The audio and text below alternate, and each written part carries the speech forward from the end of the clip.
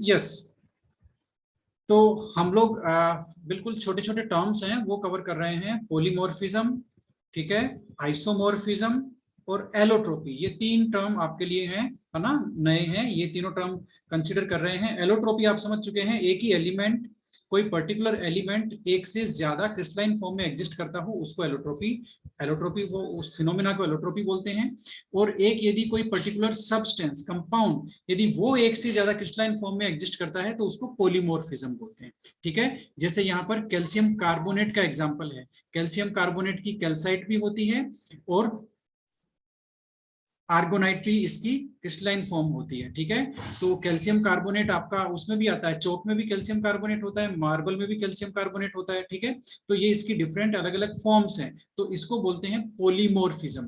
तो पोलीमॉर्फिज्म किसके लिए हो गया? सब्सटेंस के लिए। एलोट्रोपी किसके लिए हो गया? एलिमेंट के लिए। जैसे कार्बन के कितने एलोट्रोप्स होते हैं, है ना, ये उसके ग्रेफाइट और आपका डायमंड, आपका कार्बन ब्लैक, फुलरिन, ये सारे के सारे कार्बन के एलोट्रोप्स है। तो इनका मीनिंग एक ही है, लेकिन इनका एप्लीकेबिलिटी अलग अलग है। एलोट्रोपिक किसके लिए? एलिमेंट के लिए। पॉलीमॉर्फिज्म सब्सटेंस के लिए, कंपाउंड के लिए। ओके, अब यहां देखते हैं एक और चीज है, एक नया टर्म है आइसोमॉर्फिज्म। आइसोमॉर्फिज्म देखो उनको बोलते हैं, आइसोमर तो जानते ही हो आप लोग।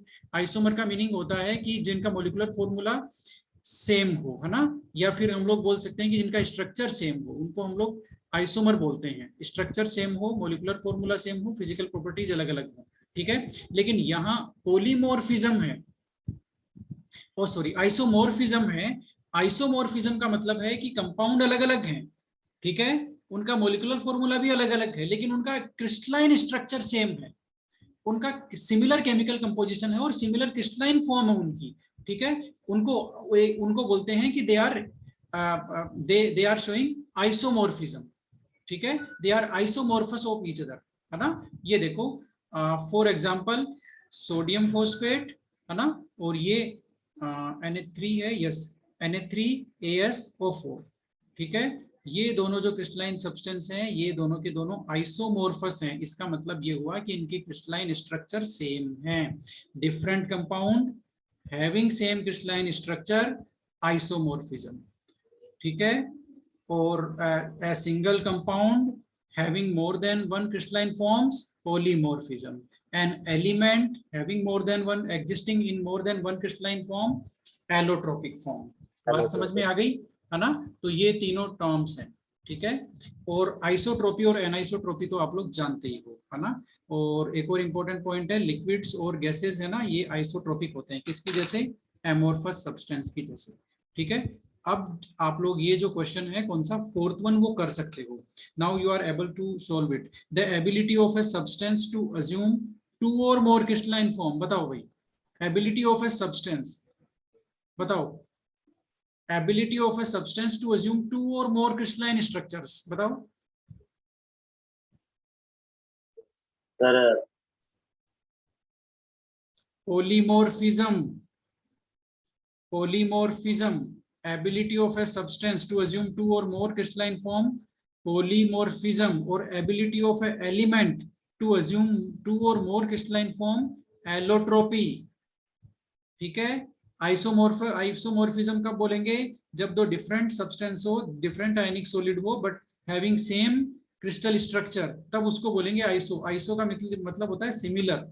ठीक है, सिमिलर, तो इसका मतलब दो अलग अलग कंपाउंड हैं but having similar crystalline structure, that is isomorphism.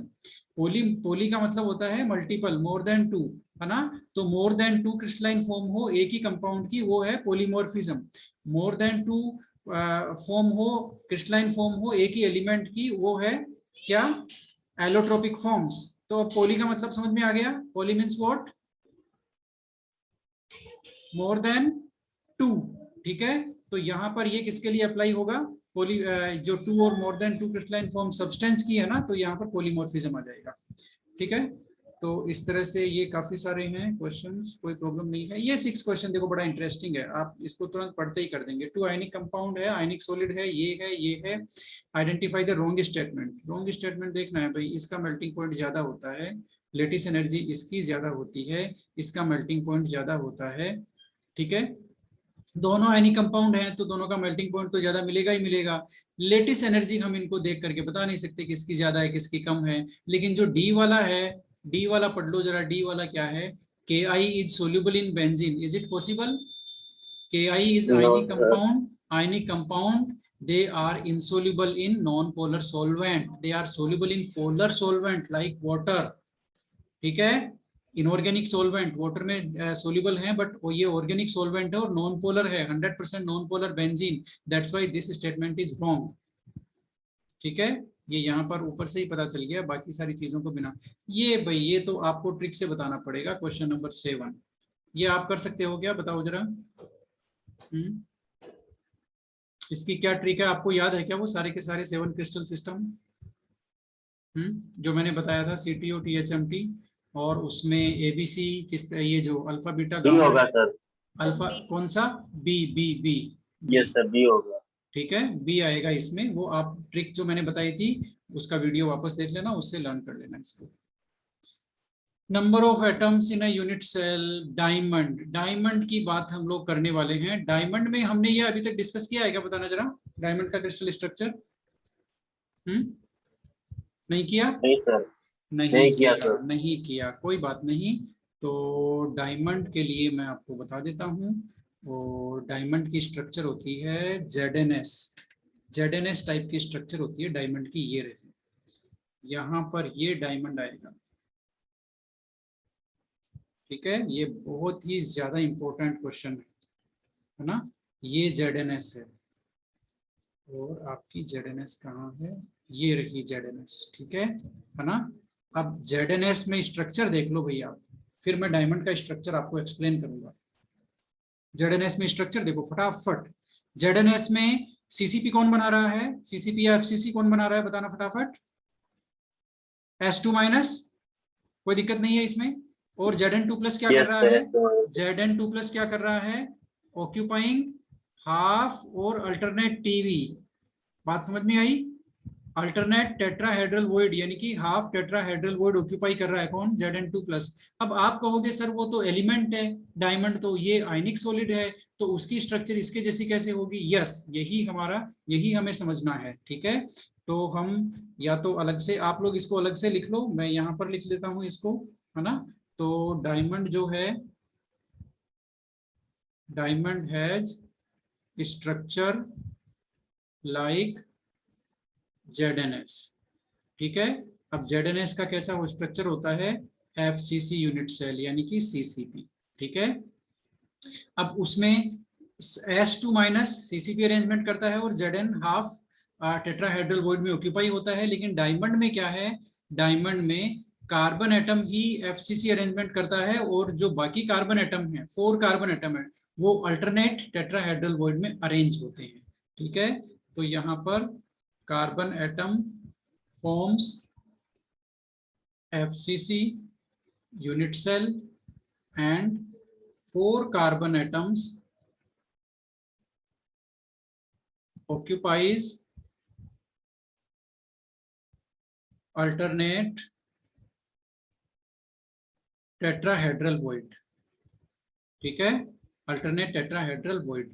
अब भाई ये टेट्राहेड्रल वॉइड करेंगे तो total number of unit cell में कार्बन एटम कितने हो गए, बता सकते हो क्या। FCC की वजह से कितने FCC सेल है, तो कितने एटम होंगे बताना जरा। FCC की वजह से कितने सेल वो हो गए, कितने हो गए।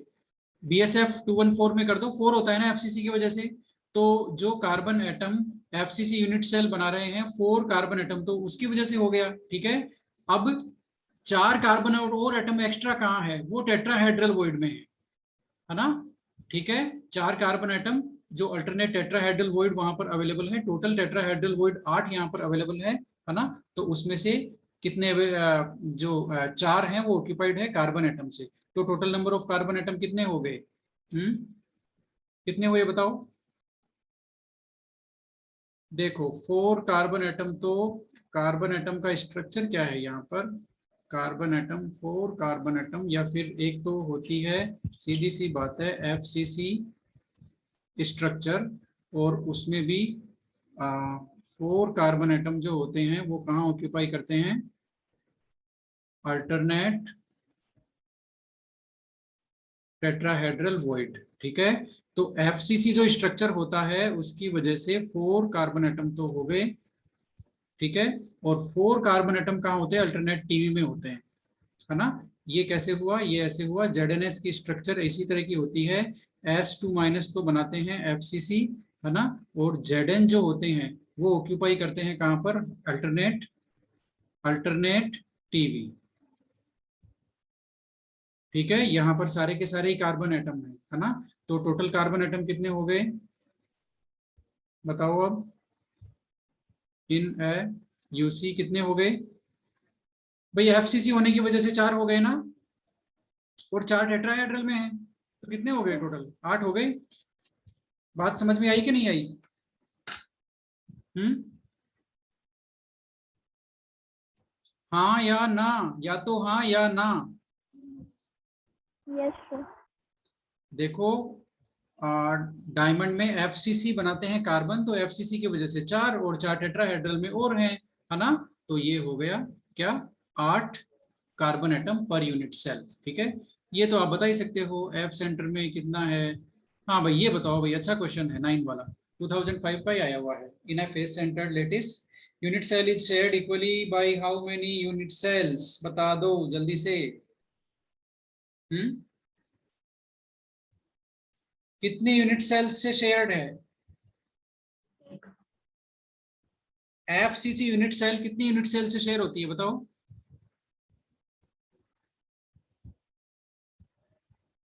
चलो आप लोगों को पता नहीं चलेगा और आप लोगों को पता चलेगा अब, है ना। देखो ऐसे क्वेश्चंस कहीं नहीं लिखे रहते हैं, ऐसे क्वेश्चंस का आंसर बनाना पड़ता है, ठीक है। तो ये आ गई हमारी FCC क्यूबिक यूनिट सेल, है ना। अब इस ये कितनी यूनिट सेल से शेयर हो सकती है, जाहिर सी बात है, इसमें फेसेस कितने हैं, फेसेस कितने हैं यहाँ पर बताओ।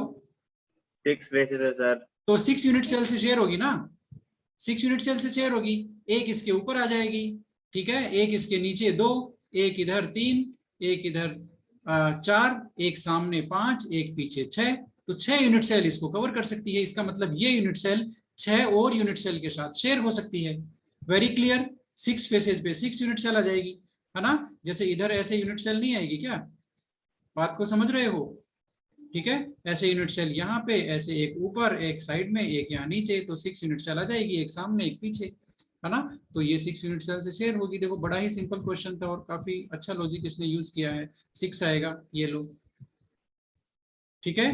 Face centred cubic lattice a unit cell is shared equally by how many unit cells, 6, क्योंकि उसमें 6 फेस है ना, 6 यूनिट सेल उसको कवर कर सकती है, यस। ये बताओ भाई 10 नंबर, ये 2001 का है, नंबर 10।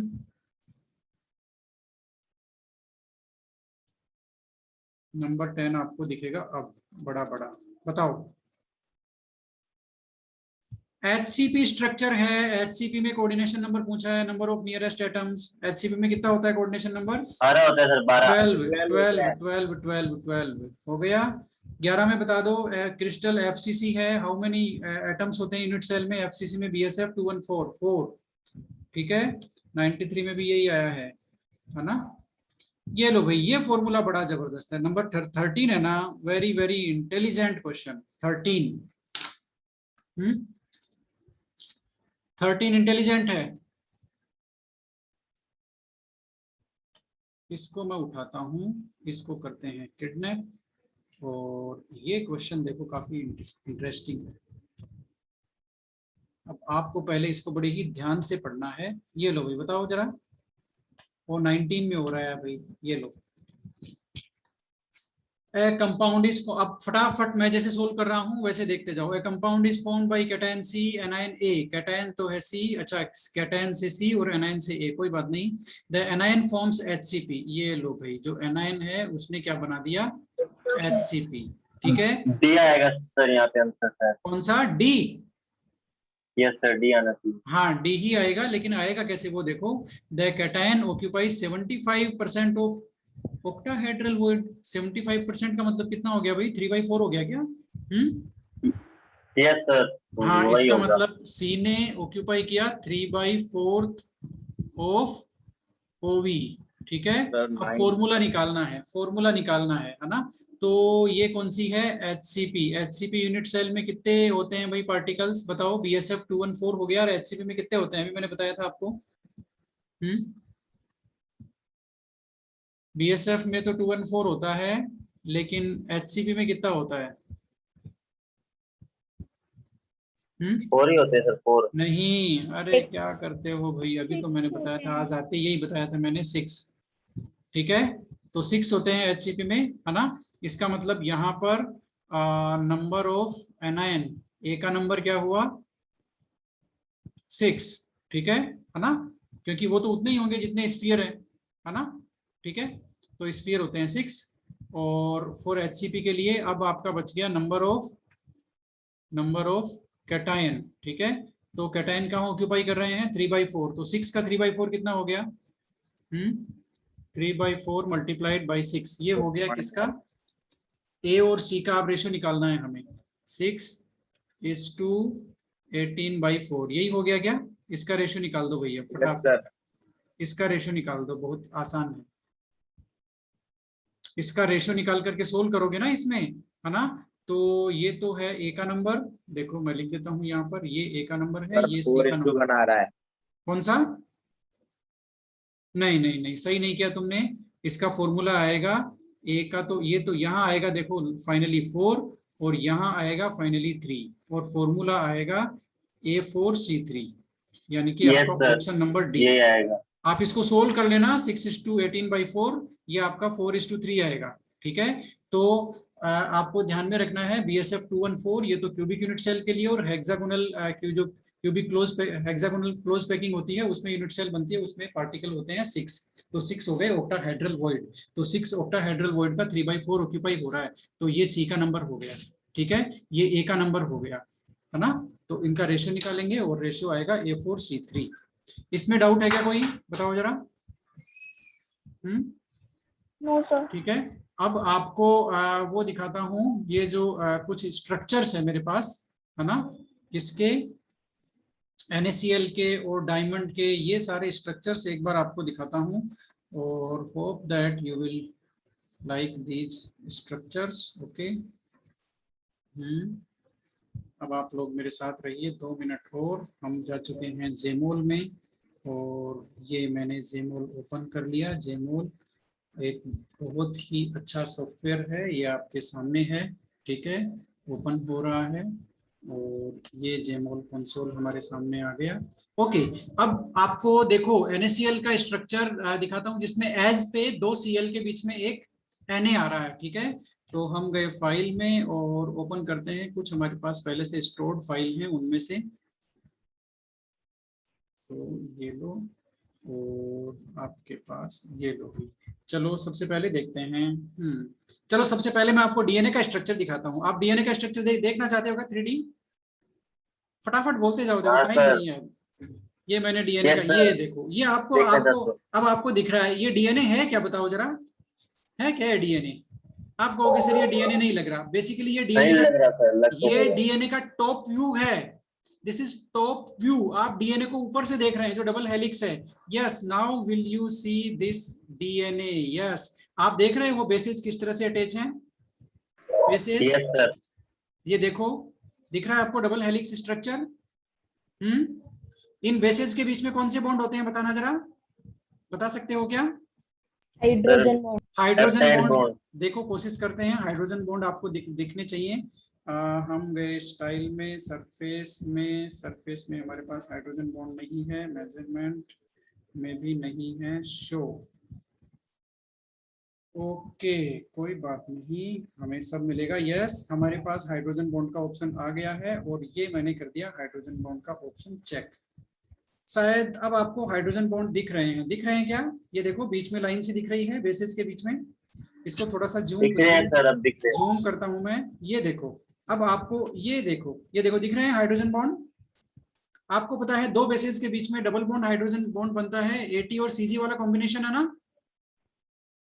ठीक है, तो इस तरह से ये देखो, आप एक जगह तीन हाइड्रोजन बॉन्ड है, एक जगह 2 हाइड्रोजन बॉन्ड है, ये बेसिस के बीच में हाइड्रोजन बॉन्डिंग है। दिखा आपको, is it clear. Yes, sir. Okay, ठीक है, तो ये देखो डीएनए की स्ट्रक्चर है आपके सामने, ठीक है। एक और दिखाता हूं मैं आपको, आप लोग भी क्या याद करोगे, और हम करते हैं ओपन। अब एक क्रिस्टल है हमारे पास, देखते हैं ये कौन सा क्रिस्टल है, फटाफट देखते हैं। ये लो भाई, ये तो आपका NaCl का ही क्रिस्टल निकला, ठीक है। अच्छा ये बताओ मुझे, NaCl में जो स्ट्रक्चर होती है वो जो Cl माइनस होते हैं वो FCC स्ट्रक्चर बनाते हैं, ठीक है। और Na ऑक्टाहेड्रल वॉइड को ऑक्यूपाई करता है, बात को समझना यहाँ पर। तो जो Cl माइनस है वो FCC स्ट्रक्चर बना रहा है ना। तो FCC स्ट्रक्चर्स के पैरामीटर क्या है बताओ फटाफट। FCC कौन सा है, क्यूबिक है क्या, क्यूबिक हुआ ना, face centred cubic. Yes sir. तो क्यूबिक का अल्फा बीटा गामा 90 होना चाहिए कि नहीं होना चाहिए, क्यूबिक का। Yes Yes, sir. sir. और क्यूबिक के लिए A equal to B equal to C होना चाहिए कि नहीं होना चाहिए। यस सर, होना चाहिए। यस। अब इनको आप देखोगे, अब इनको जो मैंने लिखा है, जो मैंने आपको बताया है क्यूबिक के लिए, वो उसी को आप रियलाइज करोगे। ये लो भाई, ये मैंने पहले मैं इस यूनिट सेल के आपको पैरामीटर दिखा रहा हूं, ये लो और ये लो। अब जहां मेरा कर्सर है वहां आप देखो यूनिट सेल के पैरामीटर लिखे हुए हैं यहाँ पर। A is equal to B is equal to C, तीनों की वैल्यू कांस्टेंट है 5.620 angstrom, is it. Yes sir. और alpha is equal to beta is equal to gamma, all are equal to 90, is it. जी sir. That's why this is cubic unit cell, cubic unit cell के ये parameter हैं। अब हमें क्या करना है, आप कहोगे सर ये तो यूनिट सेल जैसी नहीं लग रही, इसमें तो हर कॉर्नर पर Cl होना चाहिए, फेस के सेंटर में Cl होना चाहिए, और Na कहाँ ऑक्यूपाई करेगा, ऑक्टाहेड्रल वॉइड को, ठीक है। तो ये लो, मैं इसको यूनिट सेल में मैंने कन्वर्ट कर दिया। अब आपके सामने ये आ गया crystal lattice, this is crystal lattice, आप देख रहे हैं इसको, this is crystal Yes, sir. Lattice. और देखो सेंटर में देखो यूनिट सेल इन्होंने हाईलाइट किया हुआ है, दिख रही है आपको सेंटर में यूनिट सेल, ये देखो, अब आपको सेंटर में यूनिट सेल दिख रही होगी आपको। ये एक पूरा क्रिस्टल लेटिस है, देखो है ना, ये क्रिस्टल का एक पोर्शन है, पूरा क्रिस्टल लेटिस इसको बोलते हैं, ठीक है। और यूनिट सेल जो इसके सेंटर में दिखाई हुई है, that is cubic unit cell, वो रिपीट कर करके इस एंटायर क्रिस्टल को क्रिएट कर रही है। अब हम केवल ये क्रिस्टल, केवल यूनिट सेल देखते हैं, केवल हमारे सामने ये देखो, ये आपके सामने है केवल यूनिट सेल। इसमें जो ग्रीन कलर की बॉल्स हैं दे आर Na+, और जो पिंक कलर की बॉल्स हैं वो Cl- है ना। और अब आप क्लियरली देख सकते हो कि Cl- FCC स्ट्रक्चर बना रहा है। Cl- की FCC स्ट्रक्चर है क्या, देखना जरा, दिख रही है। यस सर, है ना। और FCC है। Na जो है, Na ऑक्टाहेड्रल वॉइड को ऑक्यूपाई कर लेते हैं। और फाइनल सिचुएशन कैसी बनती है कि सारे एजेस पे आप देख लो, दो Cl के बीच में एक Na+ है, दिख रहा है आपको। ये देखो जहां मेरा कर्सर है वहां देखोगे तो दो Cl के बीच में एक Na आ रहा है, इस एज पे आ रहा है ना Na, ठीक है। इसीलिए यहां पर NaCl के क्रिस्टल के लिए A की वैल्यू क्या हो गई, A की वैल्यू हो गई 2 multiplied by sum of R+ and R-, ठीक है। जो हमने फॉर्मूले में लिखा हुआ था वो आपको अब समझ में आ जाएगा। और अब आप इसको कहोगे कि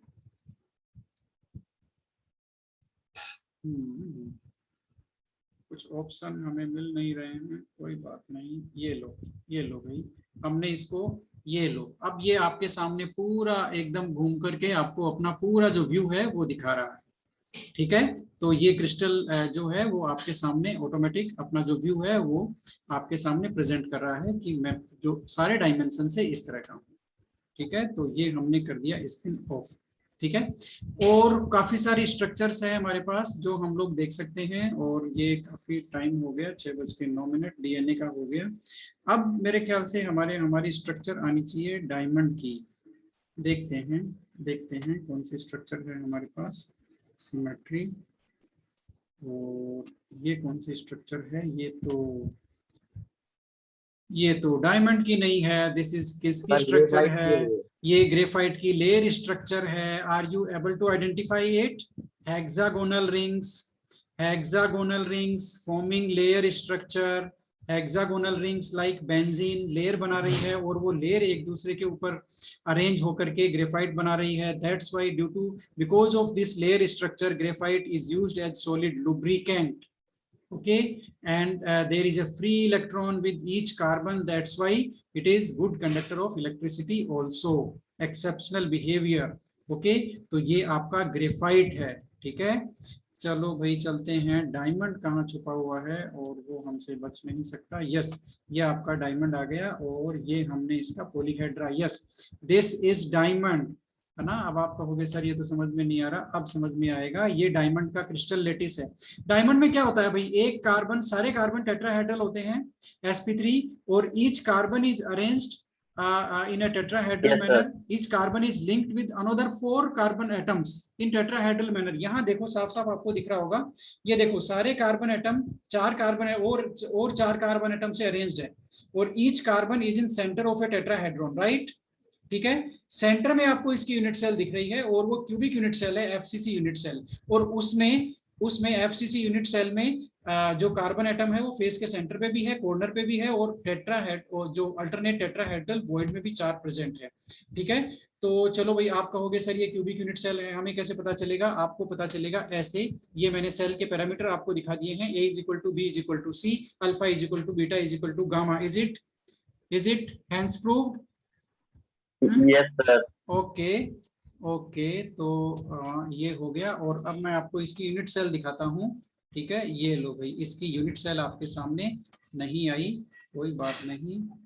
यूनिट सेल कहाँ जाएगी, उसको आना ही पड़ेगा। ये आ गई है इसकी यूनिट सेल। ये देखो, हर फेस के हर कॉर्नर पे एक पार्टिकल है, हर फेस के एक सेंटर पे भी पार्टिकल आ रहा है, कार्बन एटम आ रहा है। देख लो टॉप व्यू, देखो इसका टॉप फेस, देखो फेस के सेंटर पे एक पार्टिकल है, ठीक है, और सारे कॉर्नर पे एक एक पार्टिकल है। ठीक है, तो ये तो हो गई इसकी एफसीसी स्ट्रक्चर, हर फेस के सेंटर पे एक पार्टिकल।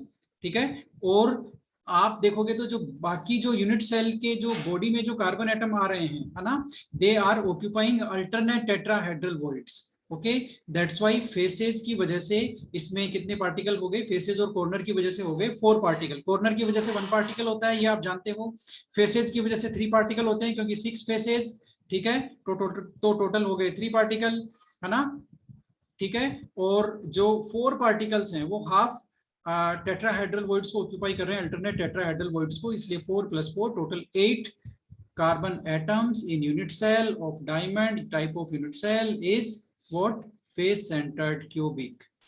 बात आपको समझ में आई या नहीं आई? Yes, sir. आ गई समझ में। कार्बन एटम को अच्छी तरह से देख लो, सारे कार्बन एटम टेट्राहेड्रल मैनर में लिंक्ड है। ठीक है, तो ये है भाई, इस तरह से आप काफी सारी स्ट्रक्चर्स आप देख सकते हो। और जब बात आई गई है किसकी, जेमोल की, तो हमारे पास काफी ऑप्शन है। आप जो केमिकल बोलोगे उसी की स्ट्रक्चर मैं आपको यहाँ पर शो कर सकता हूँ, आप जो बोलोगे वही।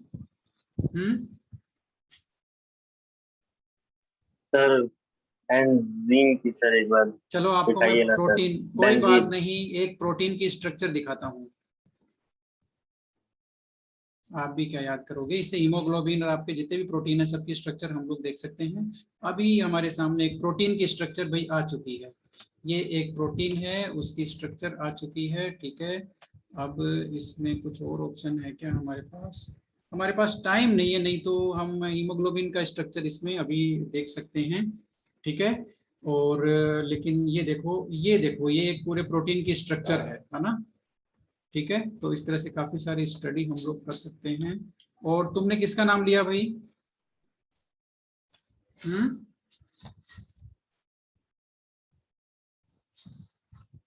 किसी का भी स्ट्रक्चर देख सकते हैं। Benzene sir. बेंजीन का सर। बेंजीन का तो देखो, बेंजीन में एक प्रॉब्लम है, और प्रॉब्लम ये है कि बेंजीन के ये डबल बॉन्ड अभी दिखाएगा नहीं, जब वो डबल बॉन्ड मुझे बनाने पड़ेंगे उसमें लगेगा। लेकिन दिखा दिए योर, यस, ये लो भाई, बेंजीन के स्ट्रक्चर है तो सही बात है ना। दिख गया, 6 कार्बन, 3 डबल बॉन्ड, हर कार्बन एक कार्बन हाइड्रोजन से अटैच है, कोई दिक्कत नहीं है। बेंजीन को डांस कराएं, स्पिन, चलो भाई घूम जाओ, ये देखो हो गया। सही बात है क्या? यस सर, बंद कर देते हैं, ज्यादा नहीं घुमाना है। ठीक है, ओके, ये ठीक है। तो इस तरह से ये देखो जेमोल है, बहुत सारे क्रिस्टल का स्टडी हम लोग कर सकते हैं, प्रोटीन का स्टडी कर सकते हैं, मॉलिक्यूल का स्टडी कर सकते हैं। आज के लिए इतना ही, और मिलते हैं हम लोग